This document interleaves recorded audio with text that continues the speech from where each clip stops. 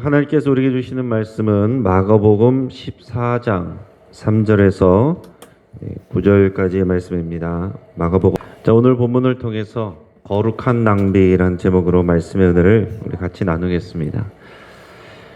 여러분, 인간의 영혼이 무게가 있다면 어느 정도 된다고 생각하십니까?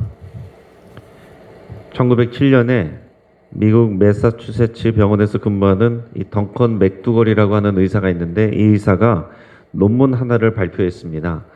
그런데 자기의 그 논문 안에서 영혼의 무게에 대해서 말했는데, 이 사람은 영혼의 무게가 21g이다 이렇게 얘기를 했습니다. 그러니까 무슨 근거로 이런 얘기를 했느냐? 자기 병원에 있는 이 결핵 환자가 숨을 거두는 순간에 특별히 개조한 침대 아래쪽에 저울을 달아놨는데, 그 저울로 몸무게 차이를 확인했는데 환자 6명 모두가 숨을 거두는 순간에 갑자기 몸무게가 21g이 줄어들었다고 합니다. 그로부터 100년 후에 2007년에 스웨덴의 툰데 박사팀이 이 정밀 컴퓨터 제어 장치로 이 맥두걸 실험을 다시 검증해 봤습니다. 근데 결과는 놀랍게도 사람이 임종할 때 일어나는 체중 변동이 정확히 21.26214g이었다고 그럽니다. 여러분은 이것을 어떻게 생각하십니까? 이 내용을 믿고 안 믿고는 각자에게 달렸습니다. 생각해보면 인간은 이 과학이라는 것, 정확한 수치를 가지고 얘기를 하게 되는데요. 이것을 또 논리성과 합리성을 갖추어서 얘기를 하게 됩니다. 그런데 어떤 이런 과학이란 것도 어떤 실험 내용을 가지고 어떤 가설을 내놓을 때는 가정을 하고 가설을 세우고 나중에 실험한 결과를 토대로 해서 그 수치를 가지고 결말을 냅니다. 그런데 그 가정과 결말은 사실은 철학이나 신학적인 내용에 의지하게 되어 있습니다. 자, 앞에 실험 내용이 흥미로운 일인데, 예를 들어서 그런 것입니다. 사람이 죽을 때 몸무게를 재봤더니 21g이 줄어들더라. 이게 검사 결과입니다.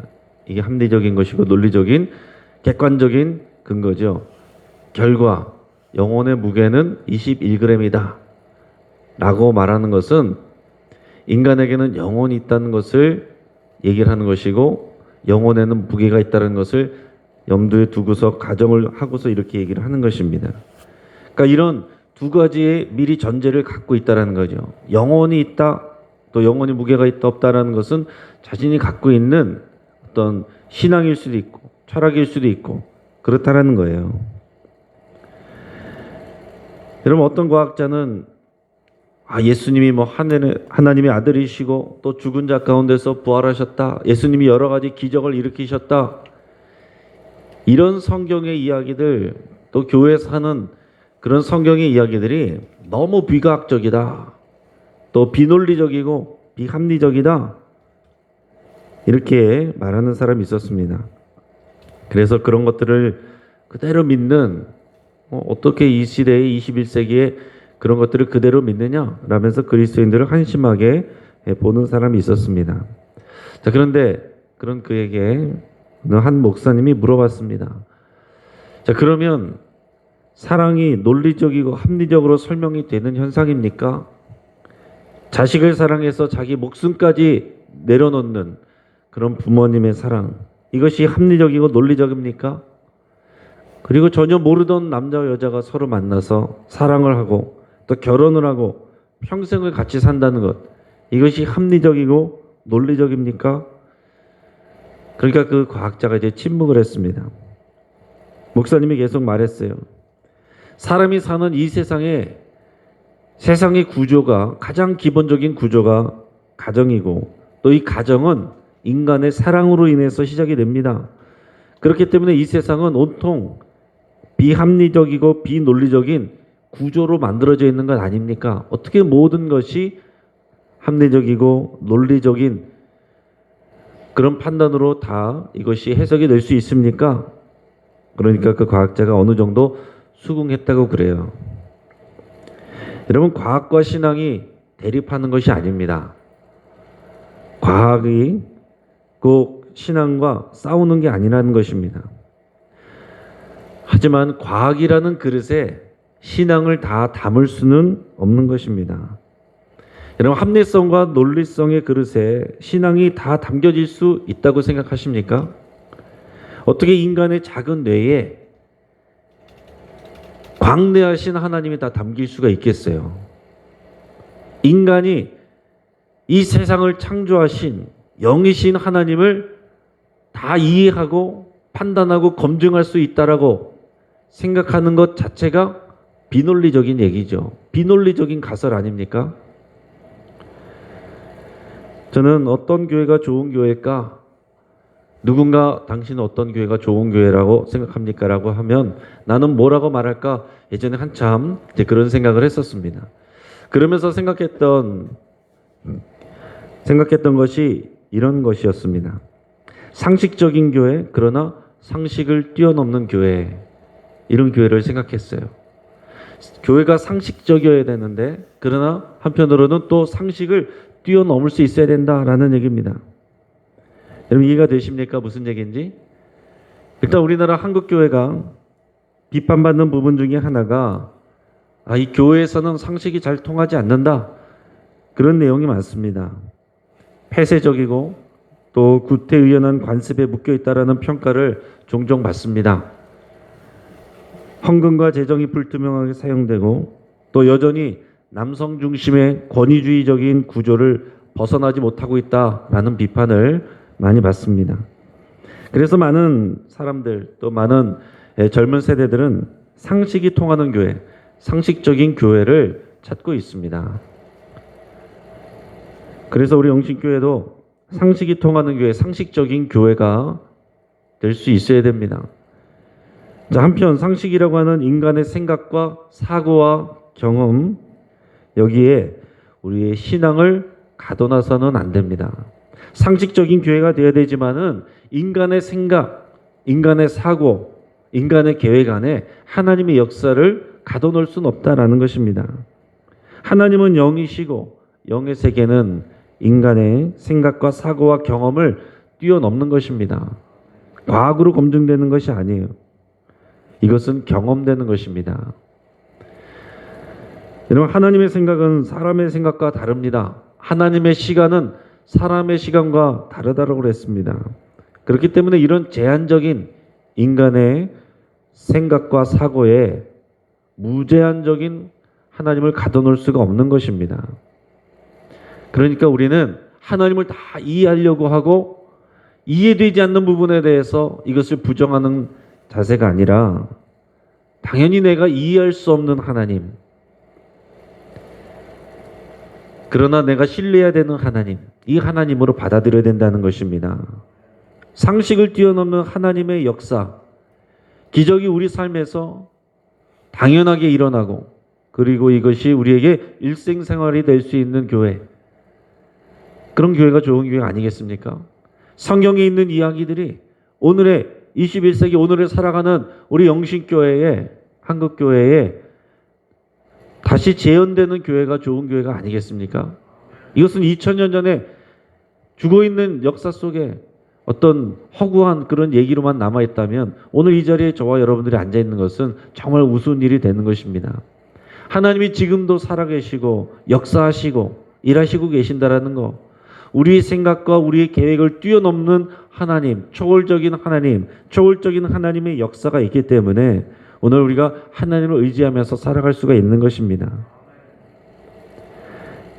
여러분, 하나님의 사랑이라는 것이 이미 비이성적이고 비합리적입니다. 비논리적이에요.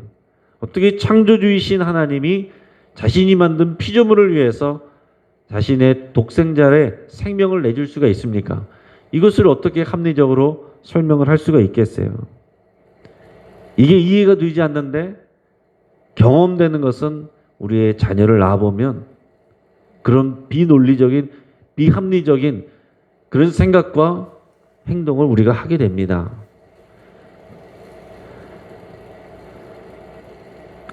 이 복음 자체가 상식적이지 않고 합리적이지 않고 논리적이지 않습니다. 그것을 뛰어넘는 거예요. 여러분, 아픈 사람이 또 목사와 성도들의 기도를 받고 치유를 받는 역사가 지금도 일어나고 있고 일어나야 되는데 그것이 과학의 틀로 수용이 다 되겠습니까? 그러니까 우리는 상식적인 교회 구조를 만들어 가야 되면 동시에 이 상식을 뛰어넘는 초월적인 하나님의 역사가 또 우리에게 있어서 상식이 되는 교회, 이게 좋은 교회다라는 것입니다. 우리 영식교회가 그런 교회가 될 수 있기를 간절히 바라고 축복합니다. 예수님이 이 땅에 오셔서 하신 일들을 보면, 그 말씀들을 보면 언제나 사람들의 굳어져 있는 이런 생각, 이런 틀을 많이 깨셨습니다.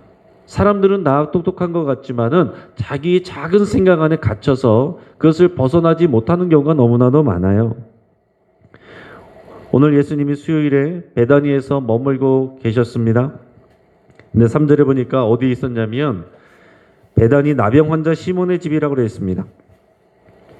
그러니까 이 시몬이라는 사람은 나병 환자였다가 예수님에게 치유를 받은 사람인 거예요.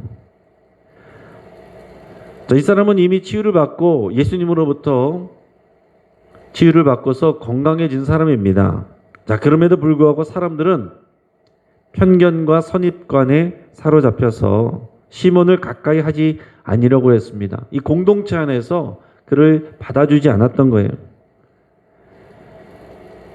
여러분, 이것이 이해가 될 수 있을 것입니다. 요즘 코로나로 인해서 이런 일이 지금도 자주 일어나고 있습니다. 코로나 확진자가 되었다가 나은 분들이 많이 계신데 우리 주변에도 있을 거예요. 근데 이미 다 낫는데 사람들이 가까이 하지를 않으려고 하는 것입니다. 그냥 그 마음에, 사람들 마음에 뭔가 좀 꺼림칙하고 혹시라도 하는 마음 때문에 왠지 이제 멀리하게 되는 거죠.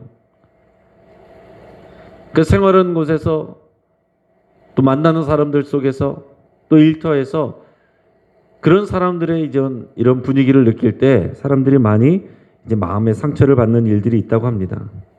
근데 여러분은 어떻겠습니까? 왠지 꺼림칙하게 느껴지고 혹시 그에게서 옮지 않을까?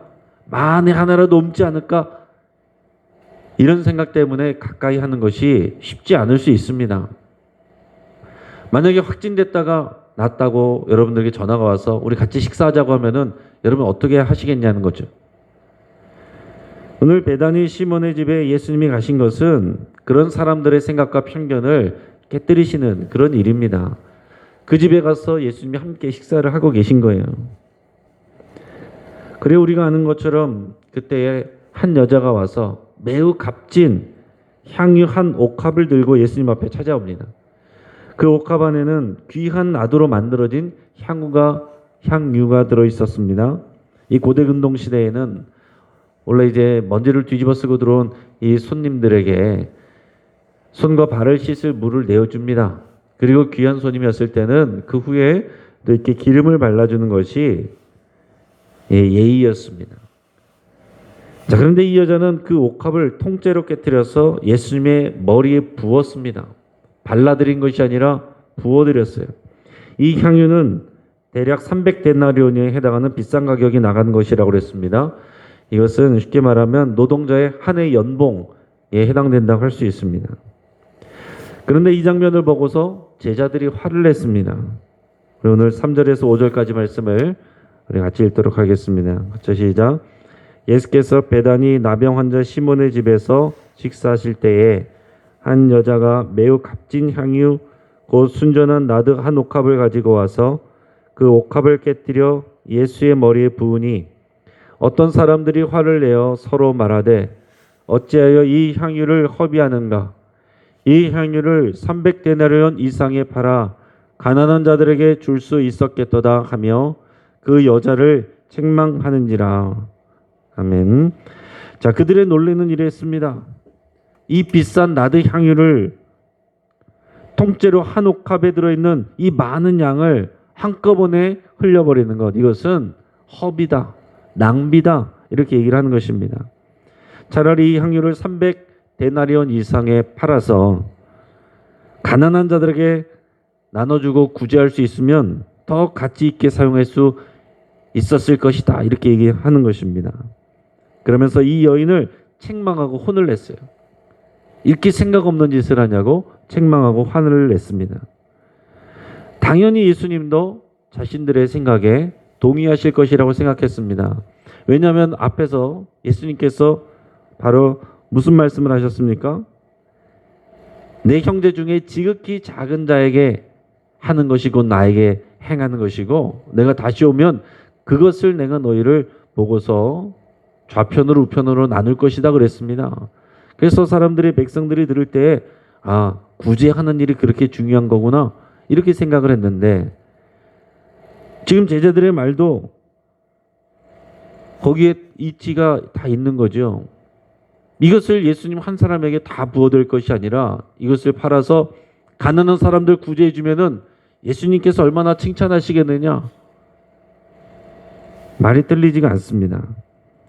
하지만은 예수님은 오히려 이 여자의 편을 들어주셨습니다. 우리 6절에서 9절까지 말씀을 같이 읽겠습니다.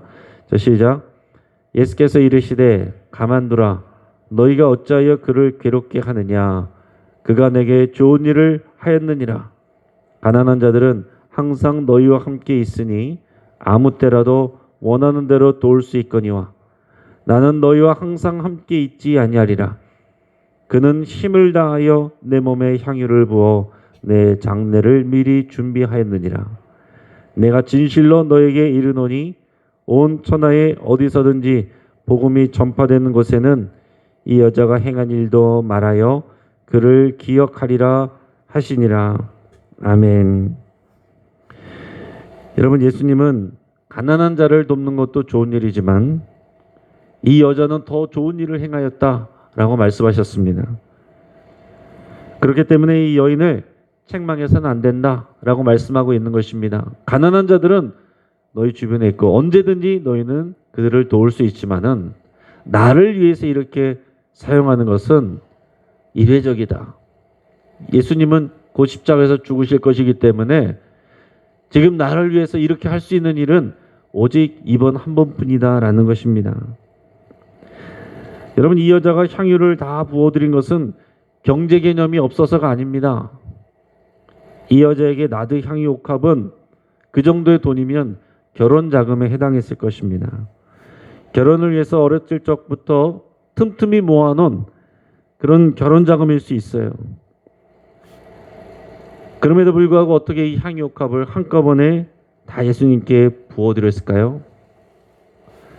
그것은 예수님을 그만큼 사랑하기 때문에 그런 것입니다.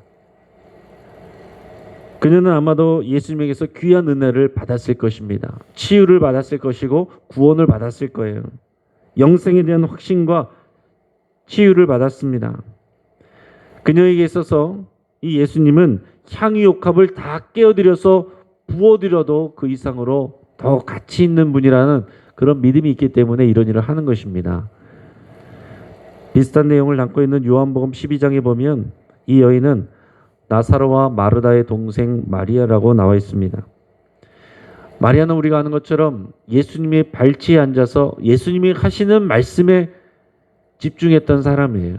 그의 언니 마르다는 이 예수님을 대접하기 위해서 분주하게 여러 생각을 가지고 왔다 갔다 하고 있었지만은 마리아는 예수님의 발치에 앉아서 예수님이 하시는 말씀을 귀 기울여서 집중해서 듣고 그 말씀을 마음에 새긴 사람이다라는 것입니다.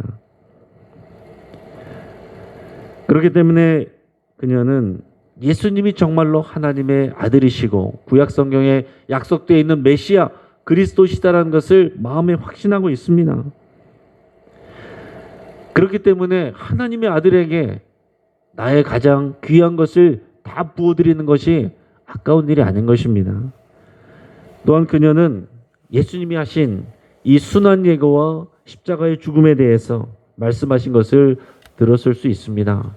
이 제자들은 여러 번 이 얘기를 들었지만 그것을 귀담아 듣지 않았습니다. 하지만 마리아는 그 말씀을 귀담아 들었을 수 있어요. 정말로 오늘 이 시간이 예수님과 만나는 마지막 시간이 될 수도 있다는 생각을 했을 수도 있습니다. 예수님은 그래서 이 여자가 자신의 죽음을 준비하였다 이렇게 말씀하셨습니다. 여러분 예수님의 입장에서 생각해 보시기 바랍니다. 순환과 죽음을 준비하는 예수님이 그 마음이 어떠하셨겠는지.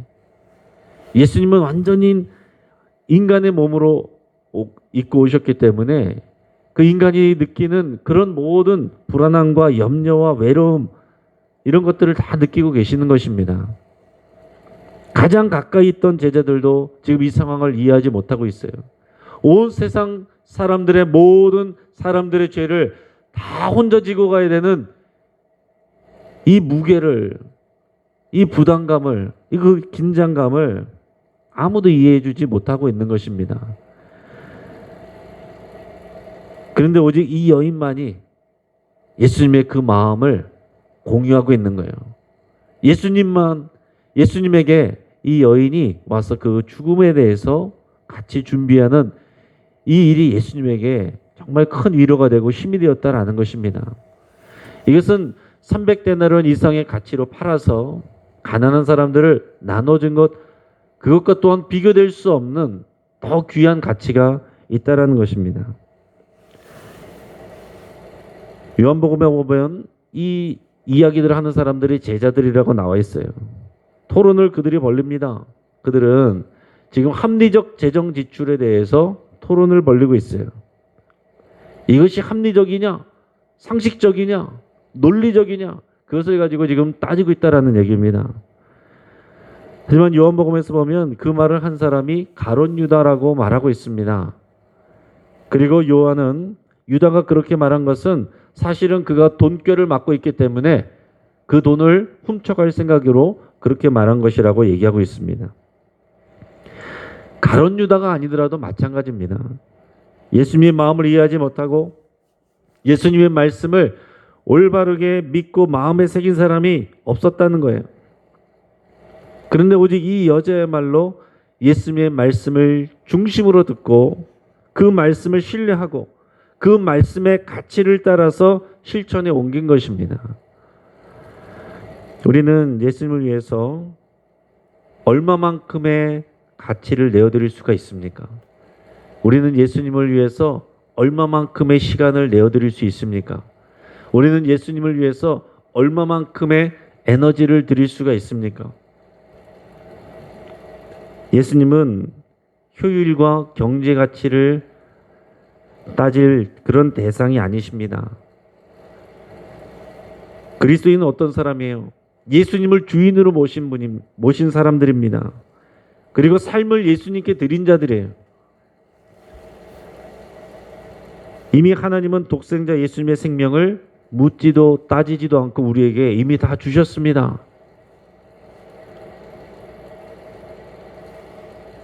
값없이 가장 귀한 그 재산을 우리에게 주신 분 앞에서 우리의 주파나를 튕기고 있다는 것, 그럴 수가 있겠습니까, 여러분? 주파나를 튕겨도 좋습니다. 정말 생각을 다시 해보시기 바랍니다. 우리의 모든 것을 예수님을 위해서 드려도 좋다는 결론이 나오는 것이 합리적이고 논리적이에요. 왜 그렇습니까? 예수님은 하나님의 아들이시고 하늘의 모든 권세와 영광을 받는 분이시고 지극히 작은 자에게 한 작은 것도 하늘에서는 비교할 수 없는 더 크고 놀라운 영광과 상급으로 갚아주신다고 그랬어요. 여러분 요즘에 영끌에서 부동산 또 집을 사는 사람들 많이 있는데 그게 왜 그렇게 합니까? 훨씬 더 많은 가치를 가져오니까 그렇게 하는 거 아니겠습니까? 그렇게 집값이 오를 줄 알았으면은 내 있는 거 다 넣어가지고서 그렇게 할 걸. 내가 그렇게 주식이 거기가 오를 줄 알았으면은 내 거 있는 거 다 팔아서라도 빚을 내서라도 거기다가 다 갖다 낼 걸. 이런 생각하지 않습니까?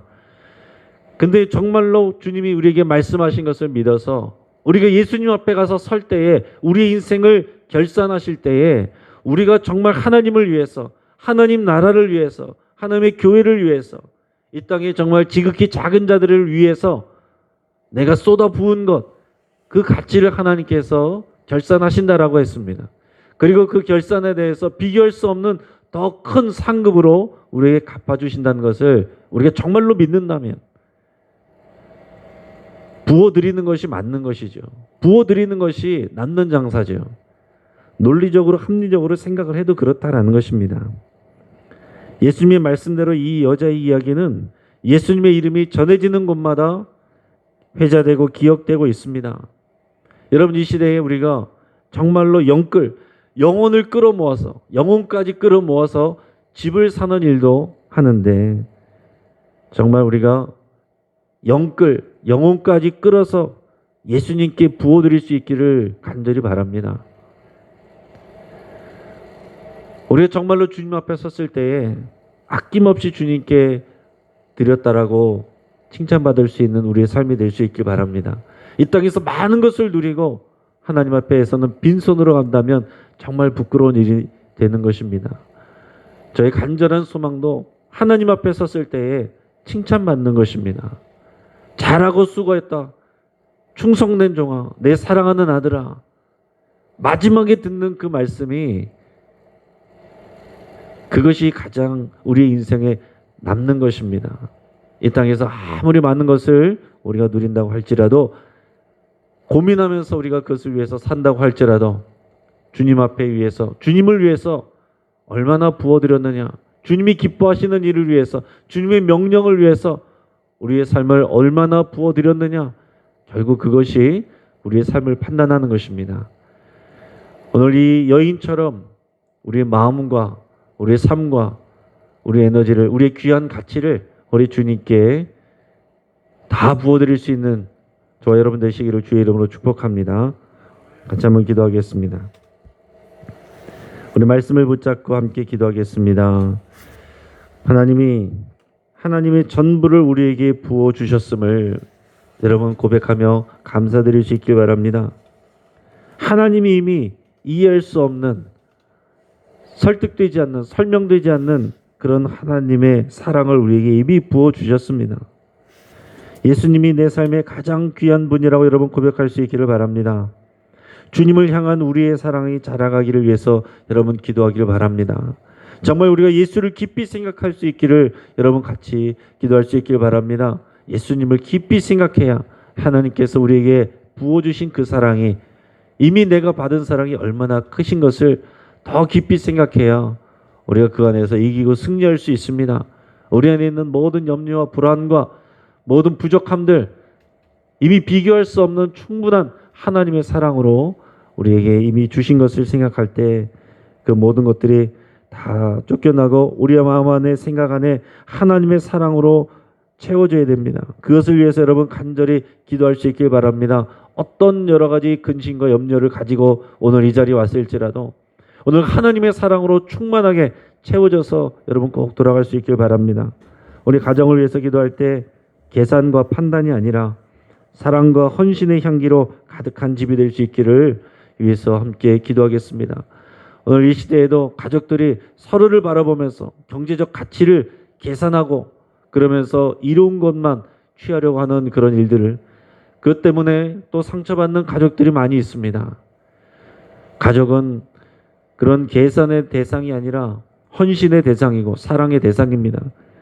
우리 가정이 그런 사랑과 헌신이 가득한 집, 또 우리 주님을 향한 사랑과 헌신이 부어지는 집, 그런 우리 가정을 위해서 같이 기도하겠습니다.